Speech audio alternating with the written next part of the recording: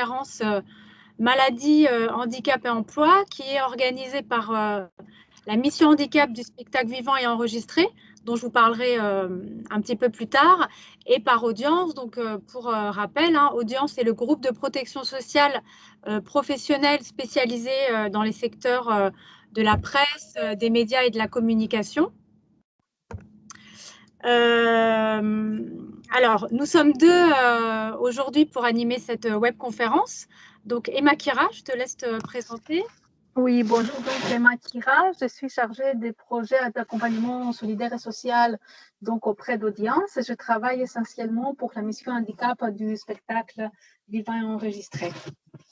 Et donc moi-même, Sarah Minsky, donc chef de projet également au sein du service d'accompagnement solidaire et social d'Audience et également en charge de la mission handicap du spectacle vivant et enregistré. Alors, nous allons vous présenter le programme de cette webconférence qui dure à peu près 3/4 d'heure. Sachez qu'il est possible à l'issue de cette webconférence de vous inscrire pour des entretiens individuels. Donc, le programme s'articule autour de 3 thématiques. Nous allons dans un premier temps vous rappeler ou vous présenter en fait le contexte législatif autour de l'emploi et du handicap en France. Nous vous présenterons ensuite les dispositifs d'accompagnement, alors à la fois les dispositifs de droit commun pour les professionnels de nos secteurs confrontés à des difficultés de santé ou en situation de handicap, et également les dispositifs pilotés par Audience. Et nous vous présenterons ensuite les aides financières mobilisables à l'identique, à la fois les dispositifs de droit commun et également les dispositifs pilotés et impulsés par Audience. Alors, sachez que sur Teams, il y a la possibilité d'avoir un chat. Donc, n'hésitez pas à poser vos questions dans le cadre du chat et nous vous y répondrons à l'issue de la webconférence. Emma, je te laisse la parole.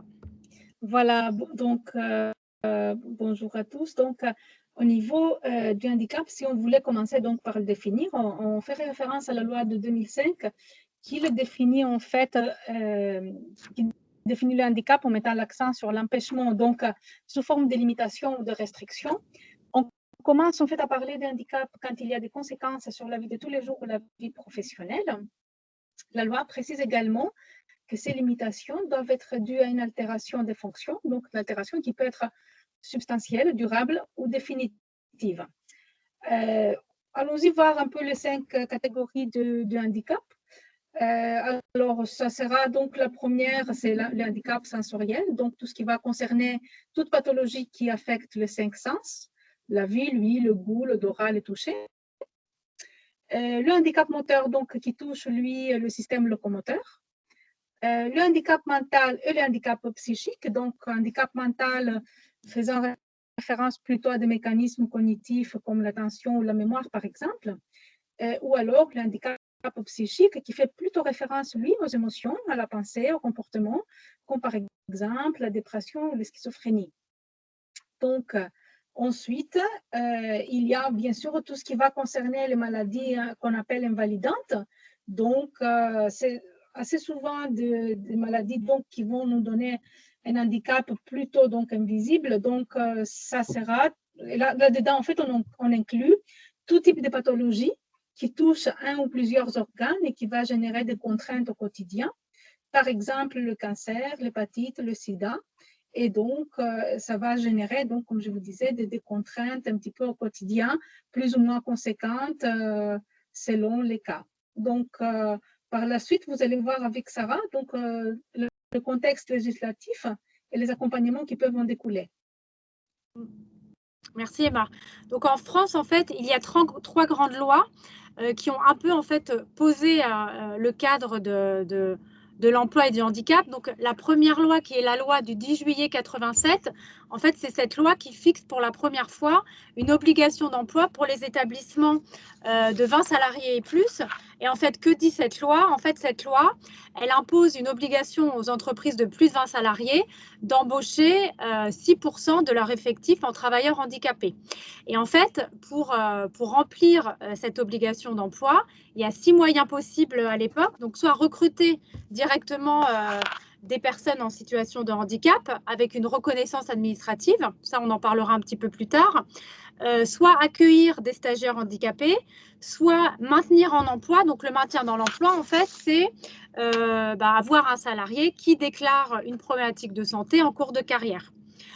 Une autre façon de remplir l'obligation d'emploi dans le cadre de cette première loi, c'est d'avoir recours à ce qu'on appelle à la sous-traitance auprès du secteur protégé adapté, c'est-à-dire auprès des ZAT et d'entreprises adaptées. Une autre façon de remplir son obligation d'emploi, c'est de conclure un accord d'entreprise ou d'établissement, une convention portant sur l'emploi auprès de l'AGFIP. Alors, l'AGFIP, en fait, c'est un organisme collecteur donc, qui collecte justement les contributions des entreprises sur la thématique de l'emploi. Donc, les entreprises qui n'arrivent pas à atteindre ce taux de 6% et ensuite qui va financer différents dispositifs, soit d'accompagnement, soit des dispositifs de maintien dans l'emploi, justement pour les salariés ou les demandeurs d'emploi en situation de handicap. Et la dernière façon de remplir l'obligation d'emploi, justement, c'est de verser donc, cette fameuse contribution auprès de l'AGFIP. Donc ça, c'est la première loi de 87.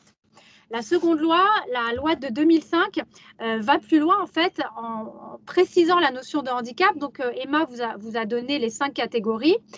Et en fait, dans la loi de 2005, on ajoute 2 catégories. Donc le handicap psychique qui avant en fait n'était pas reconnu comme un handicap et les handicaps invisibles dont Emma vous a parlé. Ça peut être le diabète, les allergies, les hépatites, etc. Et cette loi va également plus loin en fait en renforçant le montant de la contribution pour les entreprises n'ayant mis en place aucune action sur le champ du handicap. Et la dernière loi, la loi la plus récente, donc la loi du 5 septembre 2018 pour la liberté de choisir son avenir professionnel, qui en fait a été mise en place de façon opérationnelle depuis janvier 2020, refonte en fait cette obligation d'emploi de travailleurs handicapés en mettant en avant l'emploi direct et en renforçant en fait les dispositifs pour les seniors de plus de 50 ans. Et en fait, maintenant, le recours à la sous-traitance auprès du secteur protégé adapté vient en déduction du montant de la contribution. Alors, voilà pour cette première partie. Alors, je n'ai pas vu de questions dans le chat, donc on va continuer. On va vous présenter maintenant, en fait, les dispositifs d'accompagnement. Donc, pour les professionnels de nos secteurs confrontés à des difficultés de santé ou en situation de handicap. Alors, à Audience, en fait, nous proposons ce qu'on appelle un accompagnement à 360 degrés, donc pour nos professionnels pour qui les problématiques de santé constituent un frein, soit sur l'accès à l'emploi, soit sur le maintien dans l'emploi. Donc, on parle d'un accompagnement global qui vise, dans un premier temps, à sécuriser la situation sociale et financière.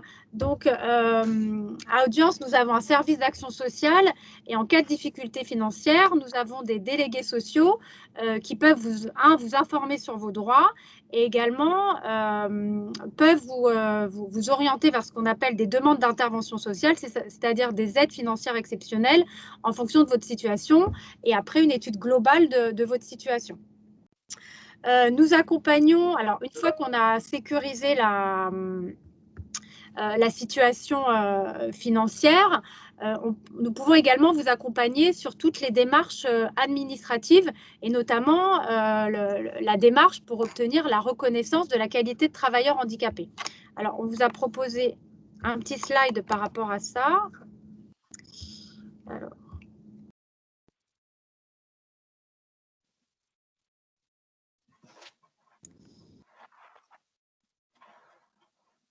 Voilà. Alors, qu'est-ce que la fameuse RQTH, la reconnaissance de la qualité de travailleur handicapé? En fait, c'est une reconnaissance administrative qui indique en fait qu'au vu de votre situation de santé, le maintien dans l'emploi ou l'accès à l'emploi peut être difficile. Donc, cette démarche est à effectuer auprès de ce qu'on appelle la MDPH, la Maison départementale des personnes handicapées.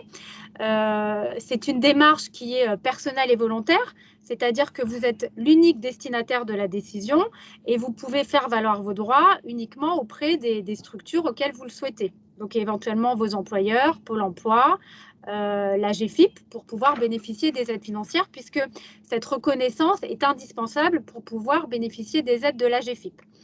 Alors, dans le secteur de la culture, nous, on accompagne depuis 2014, en fait, des professionnels, donc quel que soit leur métier, pour qui les difficultés de santé constituent un frein sur l'activité professionnelle. Et nous avons pu constater que dans le secteur de la culture, il y avait une forte méconnaissance des droits, des dispositifs et pas mal d'appréhension de la part de nos professionnels, de peur d'être blacklistés de la part des employeurs. Donc nous, on a tout ce travail d'information, de conseils et vraiment d'accès aux droits, et notamment pour vous aider à constituer cette reconnaissance. On constate aussi que beaucoup de professionnels ont l'impression que les dispositifs de droit commun ne peuvent pas en gros leur apporter grand-chose. Et nous, on a pu quand même aider un certain nombre de professionnels à mobiliser des droits. Alors, je pense à une personne qui est chargée de diffusion, qui travaille beaucoup sur écran et qui avait une pathologie visuelle évolutive et qui avait de plus en plus de mal à travailler face à son écran. Alors nous, on travaille, je vous remets la slide précédente, dans le cadre de nos accompagnements, nous travaillons en lien avec un certain nombre de partenaires, que ce soit Pôle emploi, l'AFDAS, le CMB, Cap emploi également. Et du coup, en fonction de la situation et du profil de nos professionnels, nous pouvons relayer en fait la situation auprès d'un de nos partenaires. Et donc, la personne, le chargé de diffusion auquel je pense, nous avons fait le relais avec le CMB, donc le CMB qui est la médecine du travail spécifique pour les intermittents du spectacle. Et au sein du CMB, il y a des ergonomes. Donc, l'ergonome s'est rendu au domicile de la personne pour faire ce qu'on appelle une étude de poste. Et du coup, elle a identifié un certain nombre d'aménagements de son poste de travail pour qu'il puisse continuer, maintenir son activité. Cette personne a également vu l'assistante sociale d'audience qui est détachée au CMB. Et donc, une aide financière a pu être constituée, auprès de la GFIP pour les questions d'aménagement du poste de travail, et auprès du service d'action sociale d'audience pour compléter et obtenir un cofinancement. Oui, petite précision, les aides d'audience au niveau de l'action sociale interviennent en complément des dispositifs de droit commun. Donc, cet accompagnement à 360 degrés, s'articule autour de la sécurisation de la situation sociale financière, un accompagnement concret sur la mise en place des démarches, notamment pour avoir le statut de travailleur handicapé, mais pas que. Emma vous parlera ensuite des aides financières qu'on peut également vous aider à mobiliser. Nous effectuons également un gros travail d'accompagnement autour du projet professionnel, parce que nous constatons que du fait de la situation de santé, la majorité des professionnels que nous accompagnons ont besoin de repenser leur projet professionnel. Alors, qui dit repenser ne dit pas forcément reconversion professionnelle, mais ça peut permettre d'identifier justement les aides techniques ou les aides matérielles pour pouvoir maintenir son activité. Alors, pour retravailler le projet professionnel, nous nous appuyons sur différents dispositifs. Alors, à Audience, nous proposons ce qu'on appelle 2 séminaires d'aide au retour à l'emploi. Donc, pour nos professionnels, pour lesquels la question du projet professionnel doit être pensée, dont un séminaire qui est justement spécifique pour les professionnels de nos secteurs qui ont des difficultés de santé. Et donc, ces 2 séminaires sont financés par les fonds sociaux d'Audience.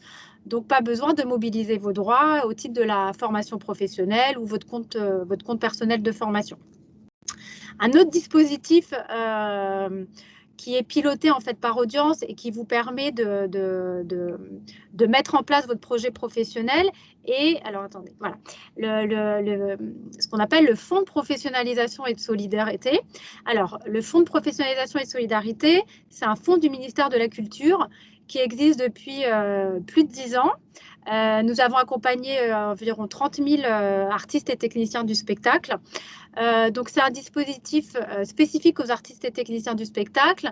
La condition d'accès, c'est d'avoir eu le statut d'intermittent du spectacle au moins 5 ans sur les 10 dernières années. Nous intervenons dans le cadre de ce dispositif lorsque le projet professionnel est défini et l'accompagnement s'articule autour de deux axes. Un premier axe qui est de l'accompagnement professionnel, c'est-à-dire une mise en relation avec des consultants spécialisés. Alors, c'est un dispositif national et nous travaillons avec une vingtaine de cabinets de consultants donc, sur Paris et également en région. Des cabinets spécialisés dans le secteur de la culture et également des cabinets plus généralistes pour les professionnels qui auraient un projet de reconversion, car dans le cadre du fonds de professionnalisation, nous accompagnons à la fois les professionnels qui restent dans leur métier et également les professionnels qui ont un projet de reconversion. Et le deuxième volet du fonds de professionnalisation, c'est la mise en place d'aides financières qui sont en lien avec le projet professionnel.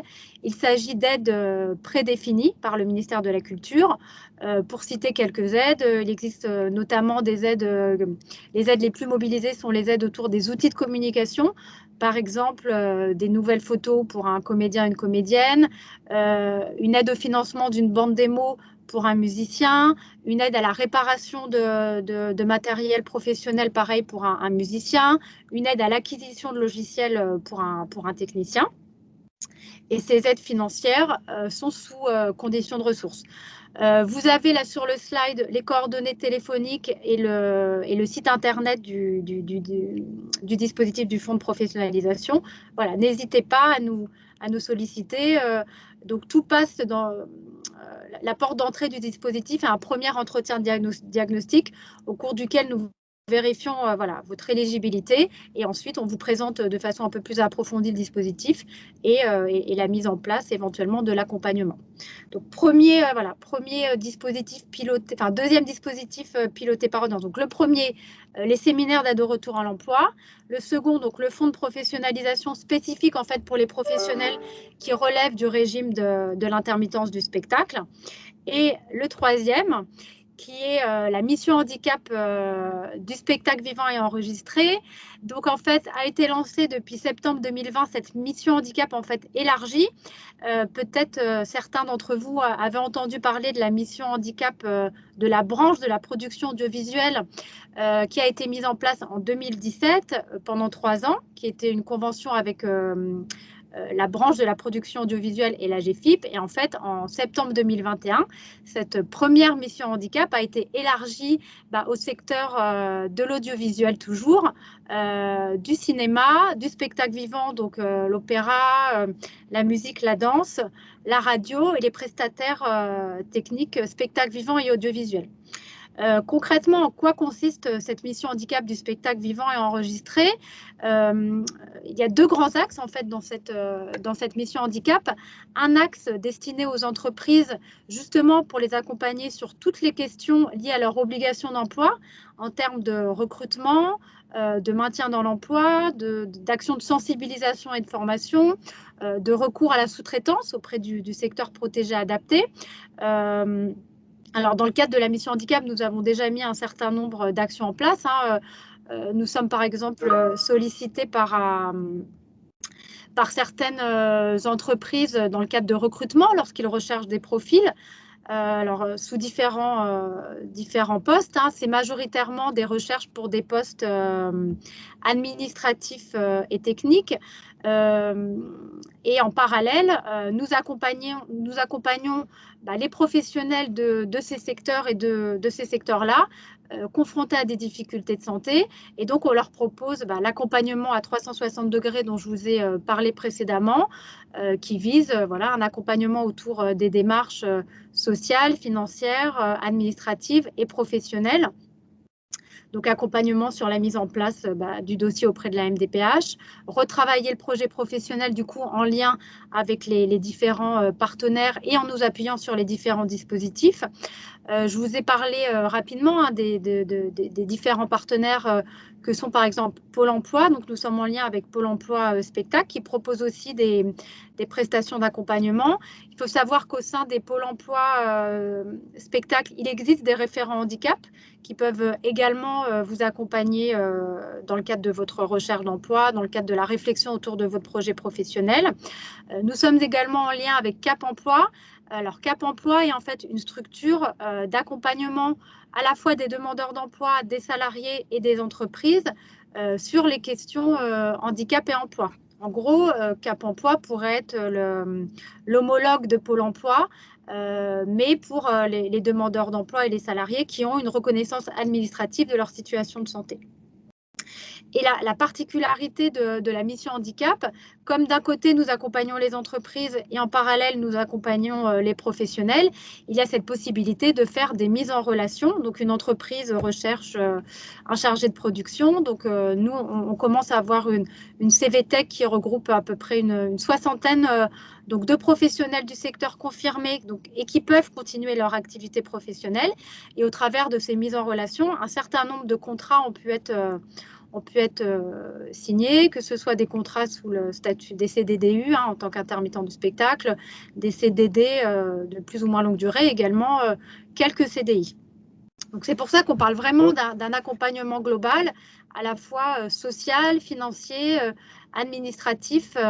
Alors médical, nous on ne s'occupe pas du médical, mais nous sommes en lien avec la médecine du travail, au sein de laquelle des médecins vont recevoir nos professionnels pour vérifier, donner en fait le fameux avis d'aptitude et également poser des aménagements ou des restrictions d'activité. Voilà, je vous ai présenté les dispositifs d'accompagnement. Je redonne la parole à Emma qui va vous présenter les soutiens financiers. J'ai cru voir passer quelques questions. On y répond après la présentation d'Emma. Très bien. Alors, merci Sarah. Justement, je vais commencer à présenter l'allocation. Donc, au niveau des soutiens financiers, je vais commencer à présenter l'allocation adulte handicapé parce qu'effectivement, comme tu le disais, on fait aussi des accompagnements pour le montage de du dossier à la RQTH, la reconnaissance en qualité de travailleur handicapé. Et donc, on va aller demander, si on a envie ou besoin de demander l'allocation adulte handicapé, eh bien, cette demande, elle se fera sur ce même dossier. Alors, une autre condition intéressante, c'est qu'il faut que votre taux de capacité fixé, il faut qu'il soit à plus de 80% pour pouvoir obtenir la RQTH. Le montant, il est de 902 € environ.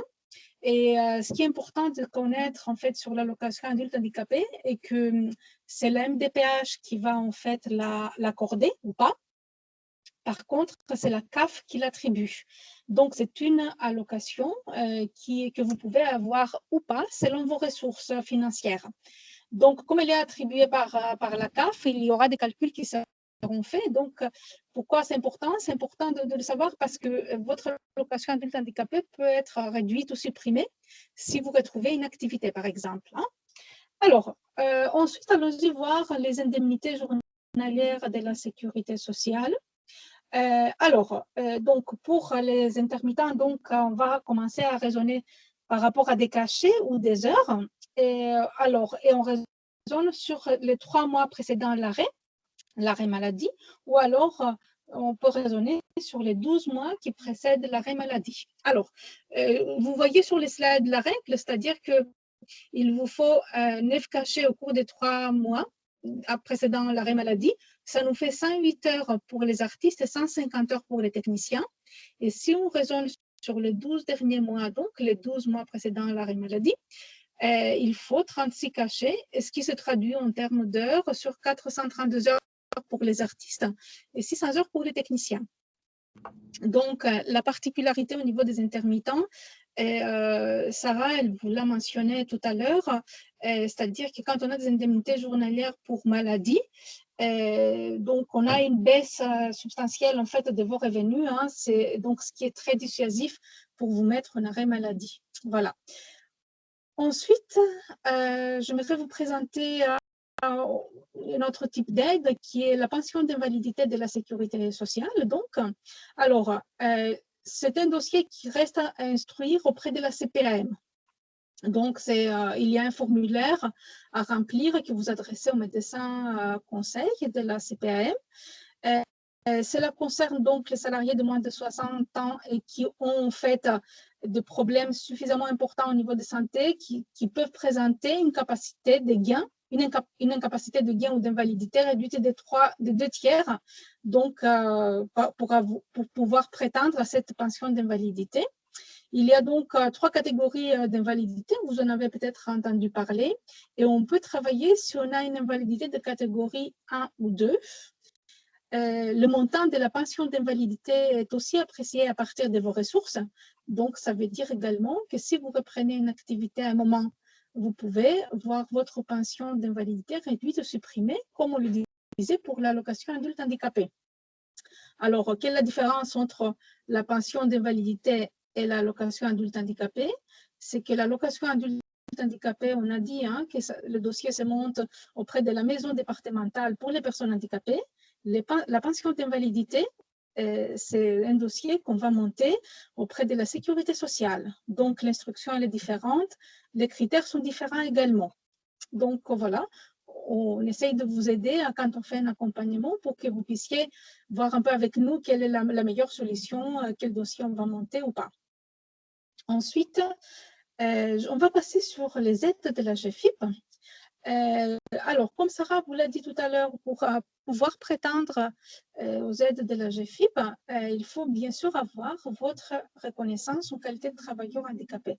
Donc, c'est la MDPH qui va vous accorder une reconnaissance en qualité de travailleur handicapé et c'est la GFIP qui va mettre en place les aides financières. Donc, ce sont deux structures qui sont différentes. La MDPH ouvre des droits et la GFIP, en fait, elle va venir à mettre en place ce qui découle de ces droits qui vont vous être ouverts. Alors, il y a 2 types d'aides. Donc, il y a dans un premier temps des aides qui sont plutôt destinées aux personnes handicapées et il y a des aides qui sont destinées aux employeurs. Pour mobiliser ces aides, il y a des fois où vous pouvez en fait remplir vous-même un formulaire donc, que vous trouvez sur le site de la GFIP. Et il y a des fois où il faut passer par un conseiller Cap Emploi. Donc, le Cap Emploi, c'est la structure dont Sarah vous a dit que c'est un peu comme le pôle emploi, sauf que il s'occupe spécifiquement de travailleurs handicapés. Donc, si on détaille un petit peu les aides, qu'est-ce qu'on peut dire? Il y a plusieurs aides en fait qui sont destinées aux personnes reconnues travailleurs handicapés. Celle qu'on utilise le plus souvent, en tout cas jusqu'à maintenant, c'est l'aide au déplacement. Donc, dans le cas où il y a en fait des contraintes pour que vous puissiez vous déplacer de manière fluide. Il y a aussi tout ce qui est aide technique pour compenser le handicap. Et il nous est arrivé de faire aussi quelques aides à la création d'entreprises. Ça, c'est pour les aides qui sont destinées à la personne reconnue travailleur handicapé. Pour les aides destinées aux employeurs, il y en a aussi plusieurs aides. Et ce qu'on voit le plus souvent mobilisé, c'est l'aide pour le maintien dans l'emploi et l'aide à l'adaptation des postes de travail. Il y avait aussi une aide par rapport à tout ce qui concerne la mise en place du télétravail qui a été mise en place spécialement pour le Covid. Alors, ensuite, il y a certains dispositifs donc chez Audience, comme vous disait Sarah, c'est donc le dispositif de notre action sociale d'Audience. C'est le service d'accompagnement solidaire et social qui le met en place. Il s'agit d'une aide exceptionnelle, il s'agit d'une aide sociale. Cela veut dire qu'il vous faut avoir donc des raisons de type social pour pouvoir les déclencher. Donc, ça peut être, par exemple, lors de problèmes financiers avec un découvert vraiment important, de l'endettement, du surendettement. Et en fait, c'est nos collègues de l'action sociale qui apprécient chaque dossier de manière très personnalisée. Alors, comme Sarah vous l'a dit, ce sont des dispositifs qui sont complémentaires en fait aux dispositifs sociaux de droit commun. C'est-à-dire, parfois, on va vous demander de voir une instance sociale, d'obtenir un rapport sur votre situation sociale. Parfois, donc, avant de mettre en place ce type d'accompagnement social, vous avez déjà vu une assistante sociale. Alors, il y a également un autre dispositif chez Audience. C'est celui qui est proposé par Audience Prévoyance. Alors, donc, la règle, c'est qu'il y a 3 mois de carence. Donc, il vous faut 3 mois et plus, bien sûr, peut-être, d'arrêt maladie, mais il y a 3 mois de carence et il faut avoir des indemnités journalières. Donc, voilà un petit peu pour audience prévoyance qui peuvent venir donc verser des indemnités journalières complémentaires à celles qui vous sont versées par la sécurité sociale. Alors, en dernier, nous avons laissé en dernier une aide qui va concerner donc les employeurs.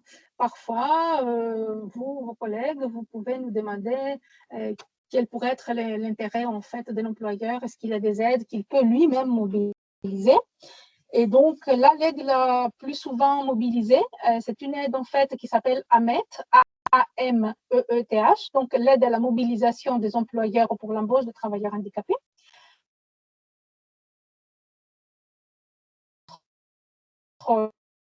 Entre 2020 et le 30 juin 2021. Et elle concerne donc les CDD de 3 mois minimum, ou un CDI donc, bien sûr, et les de 4 000 €. Donc, sur le slide, on vous a mis un peu le lien vers lequel vous pouvez aller pour trouver un peu plus d'informations sur cette aide. Voilà un peu au niveau des soutiens financiers, ce que je pouvais vous dire. Donc, voilà, l'idée, ça serait de voir maintenant. En fait, on a fait un slide où on a mis en fait tous les coordonnées de tous les dispositifs. Donc, le fonds de professionnalisation, la mission handicap, les services d'action sociale, audience prévoyance, et puis mes coordonnées à moi et les coordonnées de Sarah Minsky. Si vous avez besoin de nous contacter, je pense, Sarah, qu'on est prêt à voir peut-être les questions. Exactement. Alors, attendez. Du coup, je vais me mettre sur le chat.